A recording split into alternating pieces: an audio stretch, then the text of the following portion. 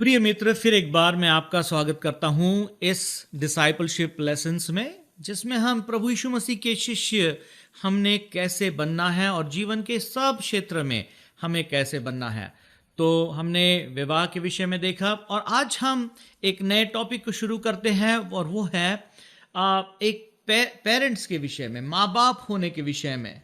हम कैसे अपने पेरेंटल रोल, एक अभिभावकीय रोल जिसे हम कहेंगे, किस तरीके से बच्चों की परवरिश जो करते हैं, एक माँ बाप का और बच्चों का जो रिश्ता है, पेरेंटिंग जो है, इसमें हम प्रभु के शिष्य कैसे बन सकते हैं, उसके विषय में देखेंगे। जो पहला पार्ट है वो है पेरेंटिंग स्टाइल्स। यह अलग अलग तरीके हैं, माँ बाप किस तरीके से अपना ये रोल निभाते हैं। प्रिय मित्र, हो सकता है कि आप वैसे ही करते जैसे आपके माँ बाप ने किया, संभव है, परंतु परमेश्वर चाहता है कि क्योंकि आप यीशु के चेले हैं, आप वैसे करें जैसे प्रभु यीशु चाहता है। तो इस काम में भी एक बहुत ही महत्वपूर्ण बुलाहट है माँ बाप होने की। बाइबल कहती है भजन संहिता 34:11, हे लड़कों आओ मेरी सुनो, मैं तुमको यहोवा का डर मानना, भय मानना सिखाऊंगा। तो प्रिय मित्र, परमेश्वर चाहता है कि हम परमेश्वर का भय माने और उस भय में अपने बच्चों का पालन पोषण करें। तो आपके और मेरे जीवन में कई प्रश्न हैं जो उठते हैं।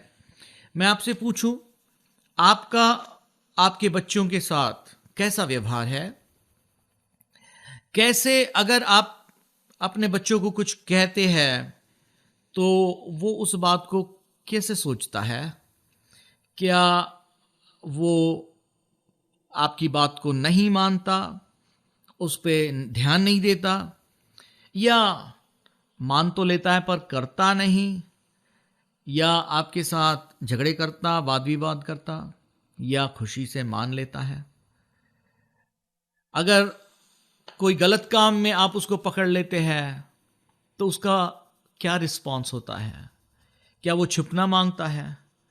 क्या वो अपने आप को बचाना मांगता है? या आप जो उसको बताते हैं उसको सुनता है कि कैसे अपने जीवन को ठीक करे? अलग अलग क्षेत्र है कैसे हमारे और हमारे बच्चों के बीच में। जब आपके बच्चे आपसे बातचीत करते हैं या कुछ कहते हैं, आप क्या करते? गुस्सा होते, ध्यान नहीं देते, आप वापस उसको जवाब देते और कहते तूने ये करना चाहिए, या आप उसके सामने एक अच्छा उदाहरण रखते अपने जीवन के द्वारा? अपने बच्चे को आप कभी करेक्ट करते क्या? कभी सुधारते क्या? कैसे सुधारते?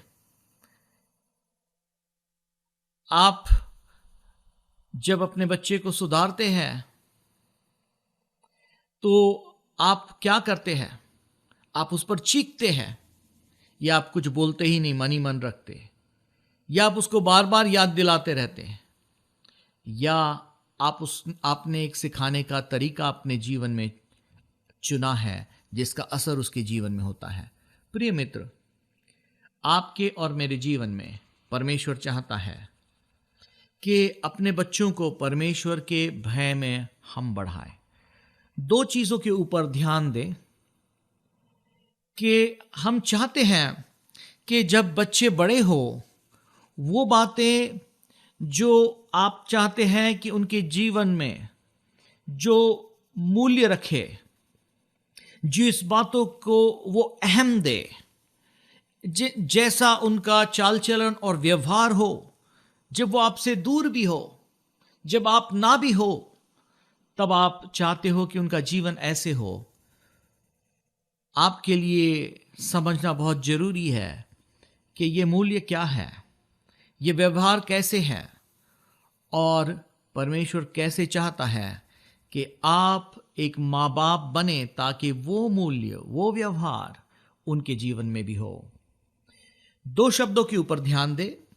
एक है स्वीकारना, स्वीकारने का मतलब है कि हम उनको कबूल करते हैं, हम उनको स्वीकार करते हैं, मानते हैं, अपने नजदीक ले आते हैं, उनके साथ सहमत होते हैं, कहते हैं कि बेटे, मेरी बेटी, मैं तुझसे प्यार करता हूं, मैं तुझसे प्यार करती हूं और तू मेरा है और मेरा प्यार तेरे लिए हमेशा है। हम स्वीकारते हैं। दूसरा, उत्तरदायित्व, अर्थात ये अपेक्षा है तुम्हारे जीवन से, हम तुमसे ये चाहते हैं कि ये तुम्हारे जीवन में होना चाहिए। तो ये दो चीजें, स्वीकारना और उत्तरदायित्व होना, दोनों भी अच्छे हैं, दोनों भी महत्वपूर्ण है। और स्वीकार करना जाना जो है, स्वीकारना जो है, उसकी जो परिभाषा है वो है किसी के बच्चे के प्रति प्रेम और सहयोग प्रदर्शित करना। उत्तरदायित्व को हम इस प्रकार से समझा सकते, किसी के बच्चे की क्रियाओं को निर्देशित करना और सुधार करना। तो डायरेक्शन देना और करेक्ट करना, इसको हम अकाउंटेबिलिटी कहेंगे। और स्वीकार करना और प्रेम प्रदर्शित करना और सहयोग देना, इसको हम स्वीकारना कहेंगे। तो ये दो गुण माँ बाप होते हुए अब बहुत ही जरूरी ये दो गुण हैं। और माँ बाप होते हुए ये दो गुणों की ये रेखाएं हैं। एक रेखा है हाई एक्सेप्टेंस, ऊपर में है, जिसको हम कहेंगे ज्यादा स्वीकार करना, ज्यादा स्वीकार करना। इसका मतलब ज्यादा बच्चे को प्रेम दिखाना, ज्यादा बच्चों का सहयोग और प्रदर्शित करना। पर उसके दूसरे हिस्से में है लो एक्सेप्टेंस, कम स्वीकारना और कम, उसको कम प्रेम दिखाना, उसको कम सहयोग देना, कम सहयोग प्रदर्शित करना। तो ये दो गुण मां बाप में, एक गुण ऊंचा स्वीकार करना और नीचे कम स्वीकार करना। दूसरे तरफ हाई अकाउंटेबिलिटी, उच्च उत्तरदायित्व या जिम्मेदारी। इसका मतलब बहुत अपेक्षा रखना, क्रियाओं का निर्देशित करना, सुधार करना, ये चीज जो है हाई, काफी करना। दूसरे तरफ लो अकाउंटेबिलिटी, कम करना, कम। इसका मतलब बच्चे की क्रियाओं की तरफ नजरअंदाज कर देना, बच्चे को कभी नहीं सुधारना। तो ये चार चीजें हैं, हाई एक्सेप्टेंस, लो एक्सेप्टेंस, स्वीकार करना, हाई अकाउंटेबिलिटी, लो अकाउंटेबिलिटी, उत्तरदायित्व। तो जो सबसे असरदायक मां बाप है, ये वो है जिनके पास दोनों हाई में है। ऊंचा है उनके जीवन में प्रेम, ऊंचा है उनके जीवन में सहयोग देना, और सहयोग प्रदर्शित करना। ऊंचा है उनके जीवन में के क्रियाओं, कामों का निर्देशन देना, और अगर गलत होता है सुधार करना ऊंचा है। यह सबसे असरदायक मां बाप है।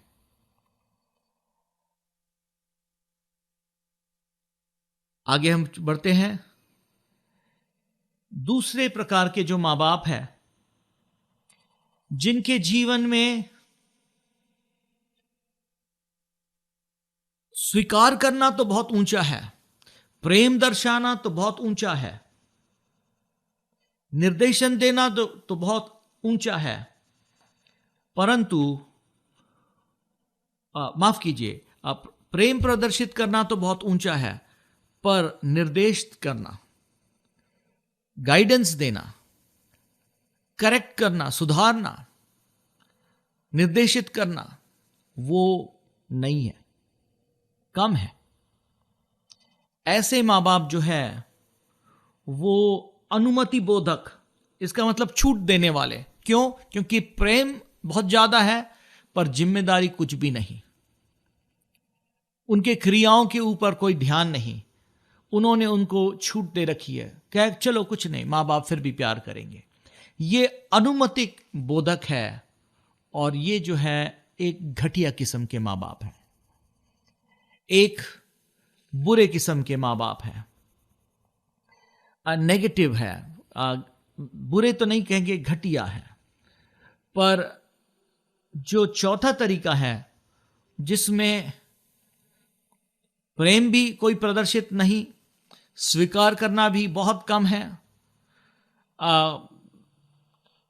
स्वीकार करना कम है और सहयोग देना कम है, और बच्चों की क्रिया की तरफ भी कोई ध्यान नहीं, उनको निर्देश देना भी नहीं, सुधारना भी नहीं, इसको हम निग्लेक्टफुल कहेंगे, अपेक्षा पूर्ण। ये एक बुरी या निकृष्ट तरीका है माँ बाप होने का, बैड तरीका है।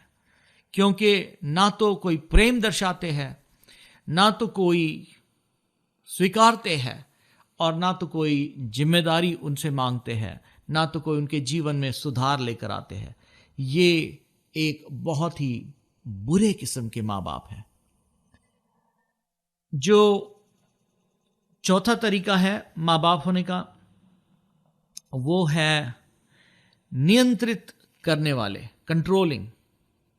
इसमें यह है कि प्रेम और स्वीकारना तो कुछ भी नहीं, पर अपेक्षाएं बहुत है, जिम्मेदारियां बहुत है, अपेक्षाएं बहुत है, सुधार बहुत है। जब कभी गलती होती सुधारते हैं, पर प्रेम कुछ भी नहीं। ये सबसे बुरे हैं।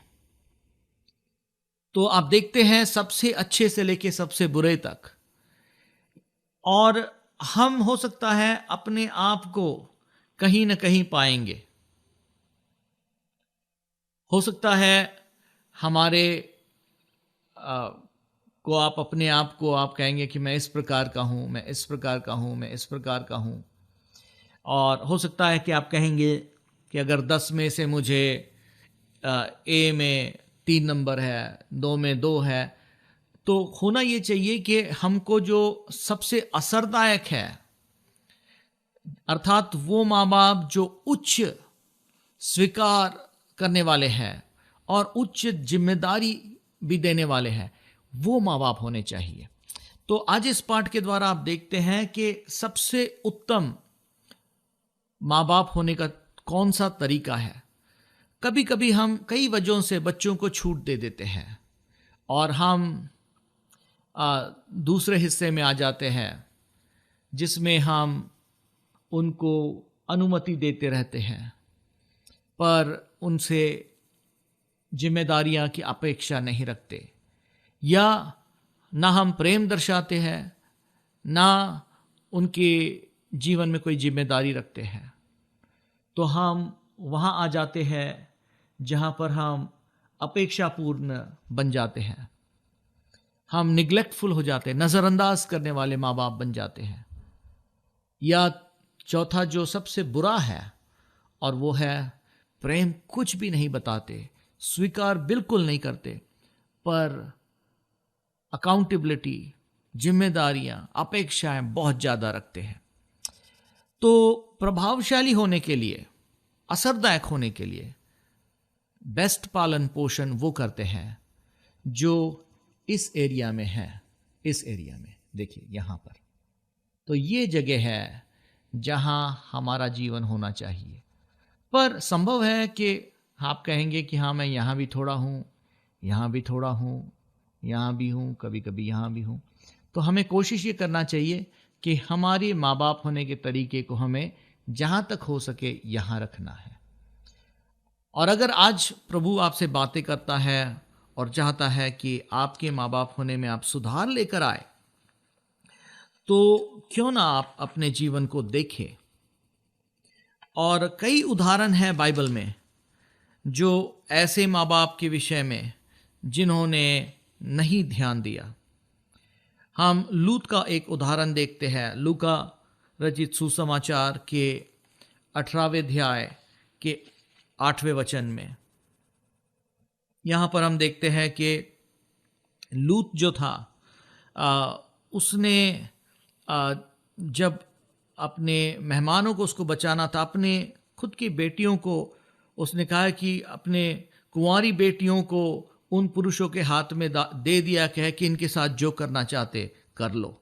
ये एक परमिसिव माँ बाप का रोल है, जिन्होंने उनके जीवन में जो करेक्शन करना चाहिए, जो माफ़ कीजिए निग्लेक्टफुल थे, ना उनके लिए प्यार था, ना उनके लिए कोई विचार था। ऐसे बच्चे जो है जिनको हम सोचेंगे कि जो इस तरीके से बड़े होते हैं, जहाँ माँ बाप होते ही नहीं, जहाँ माँ बाप टाइम ही नहीं स्पेंड करते, जहाँ कोई उनको करेक्शन ही नहीं करते, ऐसे बच्चे कैसे बड़े होंगे? वो सोचेंगे मेरा जीवन कोई मायने नहीं रखता, मेरी फिक्र कोई नहीं करता, मैं दूसरों की फिक्र क्यों करूं अगर मेरी फिक्र कोई नहीं करते। तो ऐसे माँ बाप होने का नतीजा जो है उसका बच्चों पर गलत पड़ेगा। फिर जो परमिसिव माँ बाप है या जो अनुमति देने वाले माँ बाप है, इसका मतलब प्रेम तो है परंतु करेक्शन नहीं है। पहले सामुएल के 3 अध्याय के 13वें वचन में हम पाते हैं कि एली एक याजक था, पर उसके 2 बेटे थे। उसने अपने 2 बेटों को कभी करेक्ट ही नहीं किया, उनको कभी ठीक नहीं किया। और बाइबल बताती है कि परमेश्वर ने उसके बारे में यूं कहा कि मैंने एली को बार बार चेतावनी दी उसके परिवार के विषय में, उसके बेटों के विषय में, क्योंकि उसके बेटों ने परमेश्वर की निंदा की पर उसने उनकी ताड़ना नहीं की। तो ये इस एरिया में आ गया जिसको हम परमिसिव कहेंगे या अनुमति बोधक कहेंगे। वो उनको प्रेम तो बहुत दिखाता रहा परंतु करेक्शन कभी नहीं की, उसने उनके जीवन में सुधार नहीं लाया। तो ये भी गलत तरीका है।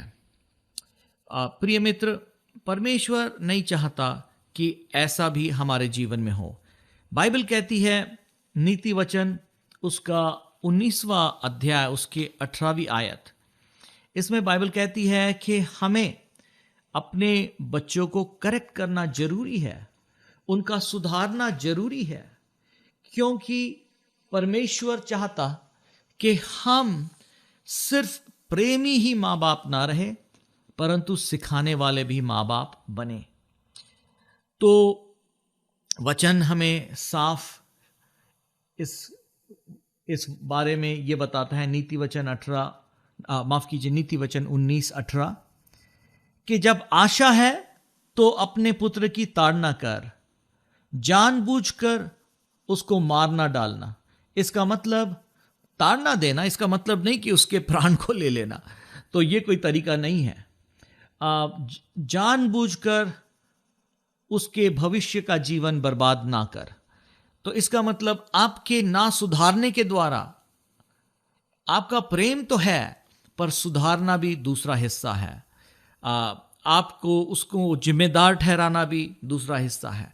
हम किसी की ताड़ना इसलिए नहीं करते, अपने बच्चों की ताड़ना इसलिए नहीं करते कि हम उनसे नफरत करते हैं।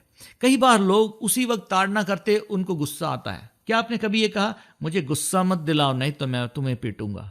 प्रिय मित्र, क्या हमारे बच्चे यही सोचते हैं हमारे माँ बाप इसीलिए ताड़ना देते हैं क्योंकि उनको गुस्सा आता है? प्रिय मित्र, ताड़ना हमें प्रेम में करना है, अपना गुस्सा उतारने के लिए नहीं। अगर आपका गुस्सा उतारने के लिए आप ताड़ना देते हो, आप गलत कर रहे हो। आपको पश्चाताप करना चाहिए। आपको सबसे पहले अपने बच्चे से कहना चाहिए, मैं तेरी ताड़ना इसलिए करता हूं क्योंकि मैं तुझसे प्रेम करता हूं। बाइबल बताती है परमेश्वर हमारी ताड़ना करता है क्योंकि वो हमसे प्रेम करता है।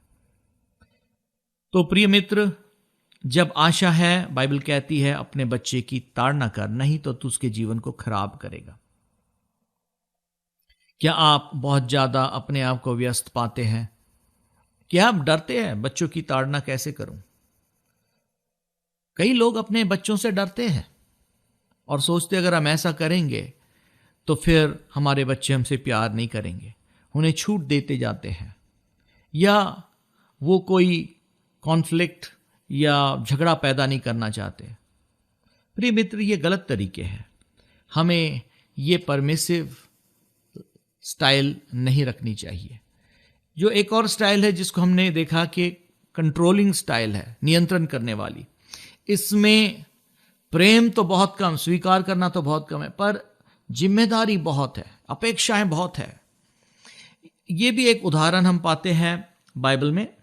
पहला सामुएल उसका 20वां अध्याय 30 और 33 में शाऊल और उसका बेटा योनाथान के बारे में। शाऊल जो था उसका क्रोध भड़क गया।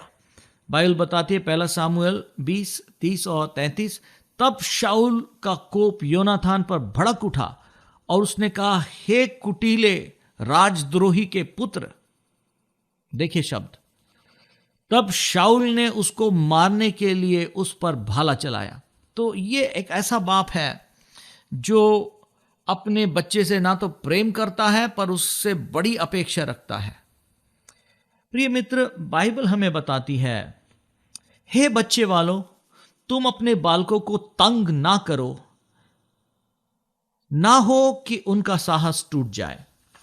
तो जब अपने बच्चों को का पालन पोषण करते हैं आप, ये हालात, नियंत्रण करने वाले हालात जो सबसे बुरी है, जिसमें प्रेम कुछ भी नहीं है पर अपेक्षाएं बहुत है, जैसे आपने शाऊल के साथ देखा। शाऊल ने जोनाथान को कहा कि मेरी अपेक्षा तुझसे बहुत है, पर देखो स्वीकार कुछ भी नहीं। पर जो बेस्ट तरीका है प्रिय मित्र, वो ये तरीका नहीं है। हो सकता है आपके जीवन में अगर ऐसा तरीका है, इससे बच्चे हमेशा घर से भागने वाले बनेंगे, ऐसे लोग बनेंगे जो गलत चीज़ों में पड़ जाते हैं, ऐसे बड़े होंगे जो गुंडागिरी इत्यादि में पड़ जाते हैं। तो आज आप अपने माँ बाप होने के तरीके को देखें। जो बेस्ट तरीका है, जो उत्तम तरीका, असरदायक तरीका, वो ये है, असरदायक है ये, जिसमें बहुत प्रेम है, जिसमें बहुत स्वीकारना है, जिसमें बहुत प्रेम प्रदर्शित करना है, जिसमें बहुत करेक्शन भी है, बहुत सुधार भी है, जिम्मेदारी भी है, दोनों साथ में होना आवश्यक है। इसको हम कहते हैं असरदायक माँ बाप होना। बाइबल बताती है फिलिपियों 2:3 में, विरोध या झूठी बढ़ाई के लिए कुछ न करो, पर दीनता से एक दूसरे को अपने से अच्छा समझो।